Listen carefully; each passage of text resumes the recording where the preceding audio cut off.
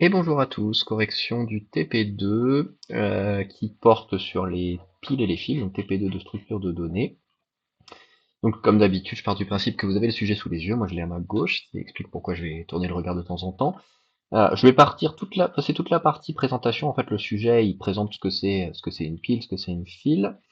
Euh, on va rapidement revoir au moment de l'implémentation, mais ce qu'on nous demande grosso modo, c'est la partie 2, implémentation, de se baser sur le TP1 et d'implémenter une pile basée sur un tableau dynamique qui va contenir des URL, et puis une file qui est basée sur une liste chaînée qui va contenir les ordres d'appel d'un ascenseur. Donc première vidéo sur la partie pile, d'accord. Donc on est parti, on rentre tout de suite dans le vif du sujet en créant les fichiers qui vont bien. Donc il va nous falloir un fichier main, je vais l'appeler main pile, on va faire deux fichiers sources différents qui contiendra un point d'entrée. Donc on va mettre en place rapidement les choses élémentaires. On pense tout de suite à faire les includes qui vont bien. stdio pour printf, et puis on va faire stdlib pour tout ce qui est malloc and co. Ok, très bien. Ensuite, je vais avoir besoin évidemment d'un fichier pile.h et d'un fichier pile.c, dans lequel on va définir ce qu'est une pile et puis tout ce qu'elle contient. Donc je commence par la précompilation. Hop, pour éviter les includes multiples. Ok, et puis on va s'attaquer ici directement après à tout le reste. Et puis de ce côté-là, on est parti pour faire l'include de notre fichier .h, et puis on aura toutes les le contenu des fonctions qu'on aura annoncé. On va tout de suite se débrouiller pour faire un premier exécutable. Donc là, clairement, il n'y aura rien dedans puisque tous mes fichiers sont vides, mais je veux bien avoir besoin de main.c et de pile.c. Tiens donc, ah oui, main.c, bien sûr, il s'appelle pas main.c, il s'appelle main.pile.c. Voilà, donc tout s'est exécuté, tout va bien, j'ai rien dedans donc il se passe rien, mais bien évidemment, si j'affiche coucou ici, et que je fais la même chose, pardon, hop, mon exécutable, qui s'appelle TP1, affiche coucou, je suis très content, tout est en place. Ok, c'est parti. Donc on me demande de mettre en place une pile sous la forme d'un tableau dynamique, qui va contenir des URL. Donc je vous rappelle, au TP1, on avait fait ça pour des articles, donc on va se comporter exactement de la même façon, en définissant une structure qu'on va appeler pile. On peut même l'appeler pile URL, hein, qui décrit ce qu'elle contient. Et je vous rappelle que pour que ça se passe bien, il faut donner sa taille max, il faut donner son nombre d'URL courant, et puis il va falloir donner un pointeur vers la structure qui va contenir notre tableau dynamique. Donc on va créer un type URL, et on va se créer un tableau dynamique d'URL. D'accord? Bien sûr, ce truc-là n'existe pas encore, donc ce que je vous propose, c'est de le faire ici. On pourrait faire un fichier url.h, mais bon là en l'occurrence on va faire au plus efficace. Et ce que je veux, c'est stocker un tableau de caractères. Bon, pour faire,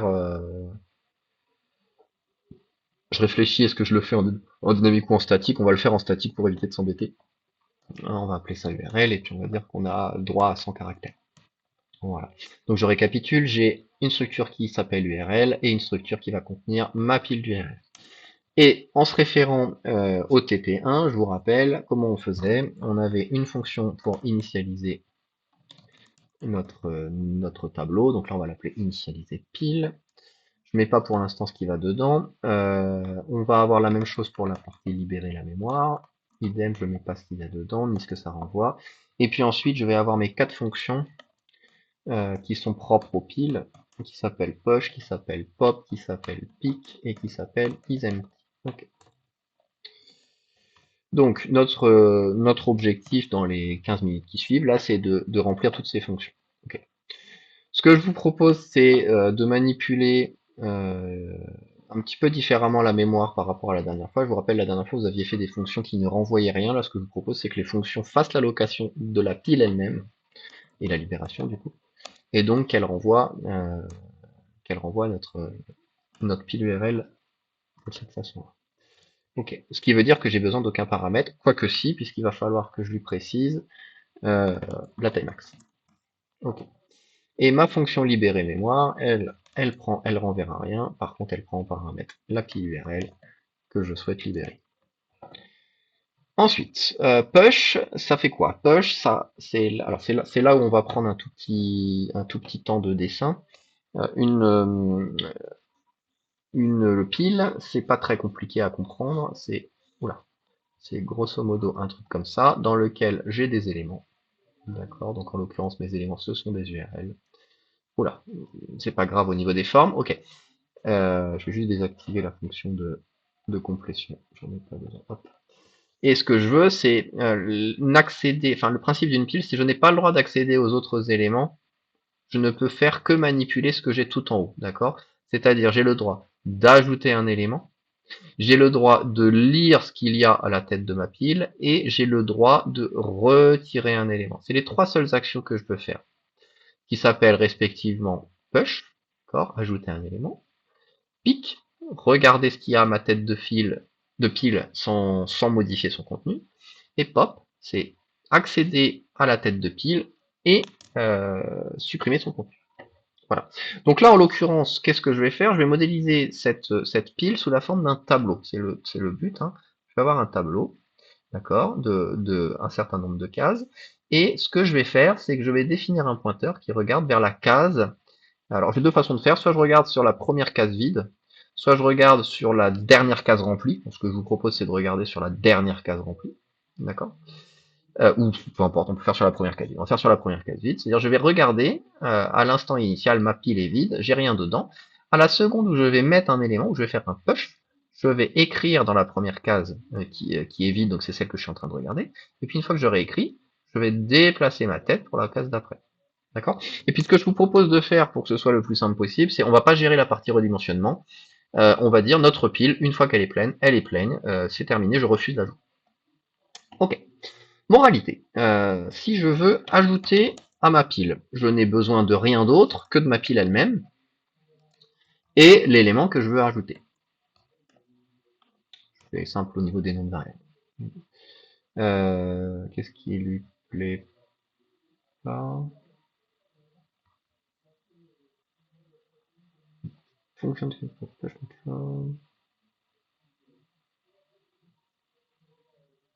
bon, je sais pas ce qui se passe, on regardera après.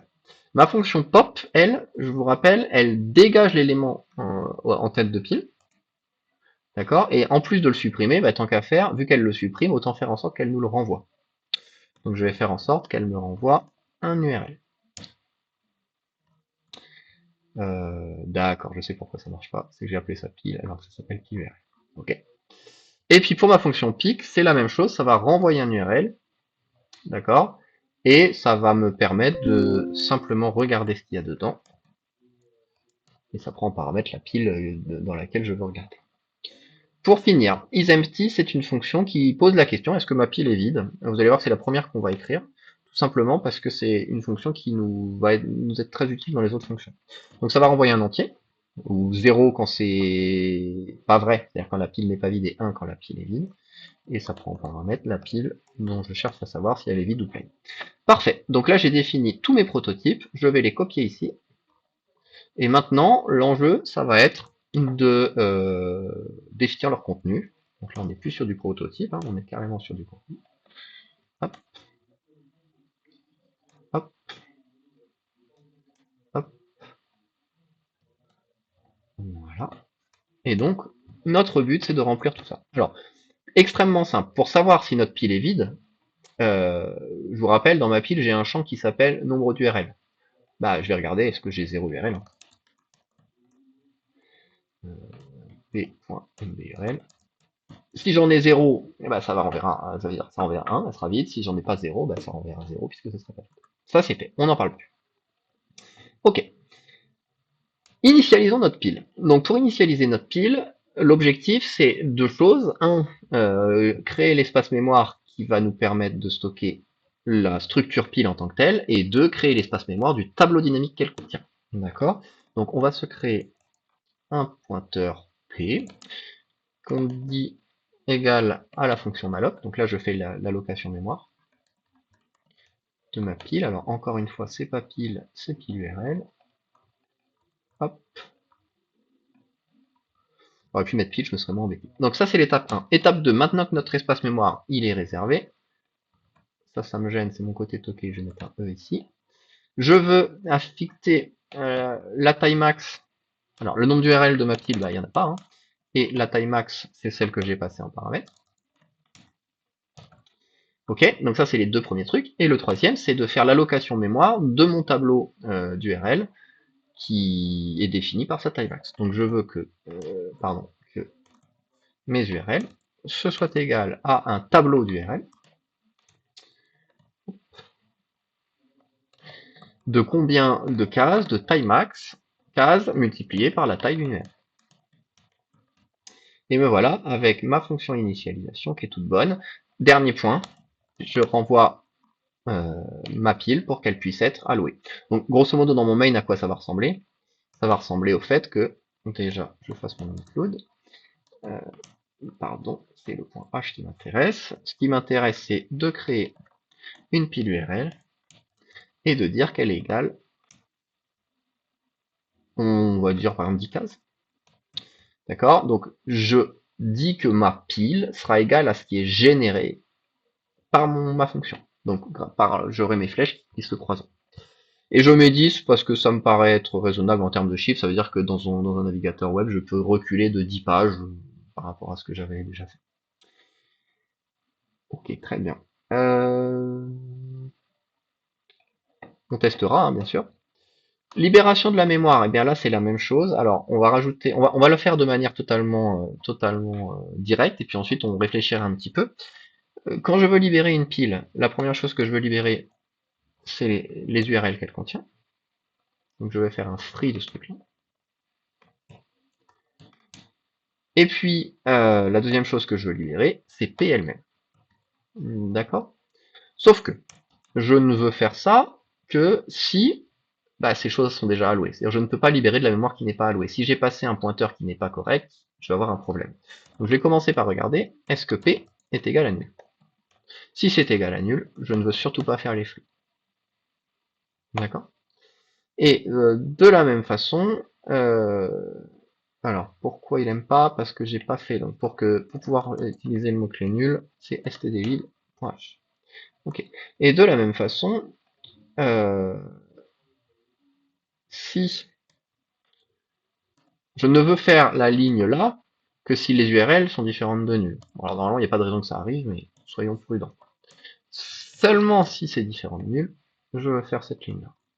En revanche, si je ne suis pas passé là, c'est que ma pile est allouée, donc je veux faire mon free ici. J'espère que vous suivez le raisonnement, mais grosso modo, ça je le ferai à chaque fois que ma pile sera allouée. Ça je le ferai uniquement si j'ai des URL qui ont été allouées. Ok, et normalement on est tout bon. Fin de la partie libérer mémoire. Donc ça veut dire quoi? Ça veut dire que mon programme maintenant, je pense à l'utiliser, hein, sinon j'ai une fuite mémoire. Donc là j'alloue ma pile, je la libère, très bien. La fonction push. Alors la fonction push, c'est très simple. Je vais donc on va le dessiner. On revient ici. Je vais tout effacer, je vais refaire, histoire qu'on y voit bien quelque chose.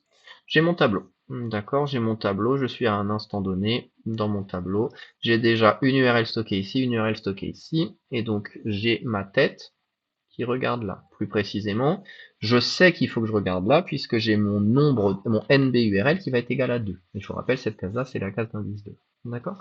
Donc ce que j'ai envie de faire, c'est de dire que mes URL, crochet 2, ça va être égal à l'URL que j'ai passé en paramètre. Ça, c'est la première chose. Et puis ce que je veux faire ensuite, c'est effacer cette flèche-là et dire que je regarde maintenant ici en faisant tout simplement un NBURL plus. D'accord? Donc je commence par remplir ma case avec l'URL que j'ai passé en paramètre, puis je me déplace. Donc à quoi ça ressemble? Ça ressemble exactement à ce que je viens de dire, c'est-à-dire je vais faire p.url crochet nb url est égal à u. Je prends la structure que j'ai passée en paramètre, je la mets au bon endroit. Je vais incrémenter mon nombre d'URL. Et par contre, je dois faire juste gaffe à un truc, c'est que je vous ai dit tout à l'heure, je ne gère pas le redimensionnement de mémoire, ce qui veut dire que je ne peux faire ça que si cette valeur-là correspond à une case qui va bien. Donc ça veut dire que je ne peux faire ce truc-là que si le nombre d'URL que j'ai déjà dans ma mémoire est strictement inférieure à la taille max de mon tableau. Décidément. Hop. D'accord? Donc je vais faire bien les deux lignes que j'ai exprimées, mais je ne peux les faire que si j'ai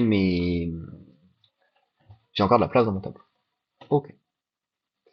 Pour ce qui est de pic, on va faire dans votre désordre, hein, mais pour ce qui est de pic, je veux simplement récupérer la dernière URL que j'ai saisie. Donc, je veux faire quoi? Je veux return la... Pardon, je veux return l'URL qui se trouve à la case nburl-1. Parce que si j'ai une URL dans mon tableau, je veux renvoyer celle qui se trouve à la case 0. Donc je vais faire un return nburl, crochet, pardon, je veux faire return p.url, crochet, p.nburl, -1. D'accord? Mais je ne veux faire ça que si j'ai quelque chose dans ma, dans ma pile. Si j'ai rien dedans, si p.nburl est égal à 0, ce que j'ai envie de faire, c'est directement de faire un return. Alors je sais pas s'il va l'accepter, j'ai peur qu'on soit obligé de passer par un autre truc, on va tester ça tout de suite. Donc ce qu'on va essayer, c'est de faire ça. Essayons de faire un pic directement et d'exécuter. Est-ce qu'il est d'accord ou est-ce qu'il plante? Ouais, il plante. Il plante parce qu'il me dit que j'ai pas le droit de renvoyer. Regardez ce qui se passe. Ma fonction elle est prévue pour envoyer une URL. Moi ce qui m'embête c'est que si j'ai pas d'URL, j'ai pas envie de lui envoyer un truc bateau. Donc ce qu'on peut lui faire, c'est on va faire un truc, c'est pas très propre, normalement il faudrait générer une exception, mais ce qu'on va faire c'est qu'on va se créer une URL U et on va lui dire que U. On va dire qu'elle est égale à je sais pas, il faudrait mettre un message d'erreur, vous voyez, par exemple, on pourrait lui afficher -1. On va dire que c'est une URL qui est égale à -1. Ou chaîne, voilà, ou alors on peut faire ça. On peut dire que c'est une chaîne vide. D'accord? Et je vais renvoyer. Ce qui fait que du côté de mon main, ce qu'il faudrait que je fasse, c'est regarder est-ce que l'URL que j'ai renvoyée est égale à rien. Si elle est égale à rien, ça veut dire qu'il y a eu une erreur. Et sinon, c'est ça. Donc là, normalement, il devrait être d'accord. Voilà. Donc on peut continuer. J'espère que vous avez compris ma logique. Si, d'ailleurs, je vais peut-être même le faire comme ça.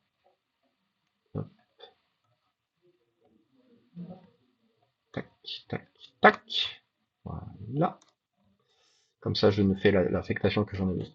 Si j'ai pas d'URL dans ma pile, je renvoie une chaîne vide pour dire il y a eu un problème. Sinon, je renvoie l'URL qui se trouve à la dernière case que j'ai remplie. Ça, c'est tout bon. Ok. Maintenant, pour la... D'ailleurs, ce que je peux faire, regardez. J'ai une fonction isEmpty en dessous. On va faire les choses proprement. Si ma file est vide, je fais ça. Voilà, comme ça, j'utilise des choses. Très bien. Ok. Pour la fonction pop, vous allez voir, ça va pas être très compliqué, puisque je veux faire exactement la même chose. D'accord? Mais sauf que je veux le faire avec, en plus, la suppression du dernier article que j'ai fait. Donc, cette partie-là, si elle est vide, je fais la même chose. Si elle n'est pas vide, par contre, qu'est-ce que j'ai envie de faire? J'ai envie de retirer un article. Pour retirer un article, je ne fais pas de libération de mémoire, je suis en train de manipuler un tableau dynamique, je ne fais que déplacer ma flèche d'un cran vers la gauche. Et une fois que j'ai fait ça, là du coup, vu que j'ai fait le moins ici, je veux faire un return de ce truc. Et nous avons rempli l'intégralité des trous de notre pile. Donc ça veut dire que maintenant, si je me fais un petit main d'exemple, je veux créer une première URL que je vais appeler U1, que je vais dire égale à U1. Je vais faire la même chose avec U2. Je vais ajouter U1AP. On va commencer par U2, tiens. Je vais ajouter U1AP. Je vais ajouter une deuxième fois U1, U2AP. Et bon, j'ai ajouté U1. On va faire de la symétrie. Et puis maintenant, je voudrais afficher ce que contient P. Alors, Donc ce que j'ai envie de faire, c'est une petite boucle. Alors c'est pas très propre, mais normalement on n'a pas le droit de faire ça avec une pile, mais là je vais le faire pour les besoins de la vérification. P.nburl. Je vais afficher l'état de ma pile. C'est des URL. On va faire un pourcentage slash n et on va afficher p.url de i. Je vous laisse prendre en main cette ligne-là et on va déjà regarder est-ce que ça marche.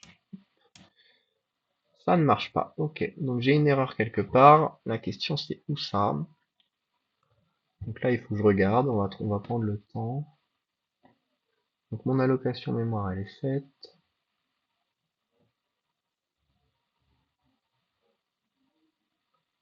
Alors j'ai une erreur quelque part, il faut que je trouve mon erreur.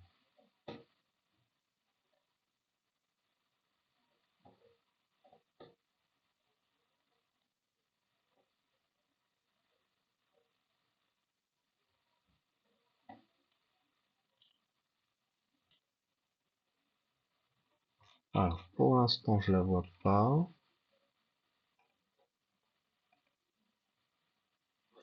Je vais tenter des choses.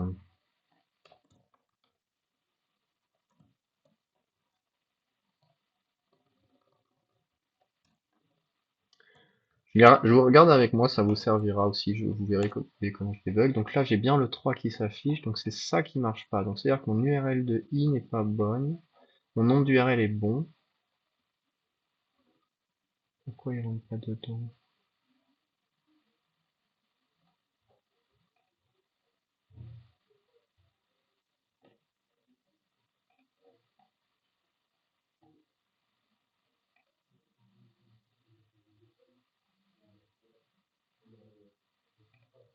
Ok. Qu'est-ce qui se passe si j'affiche ça?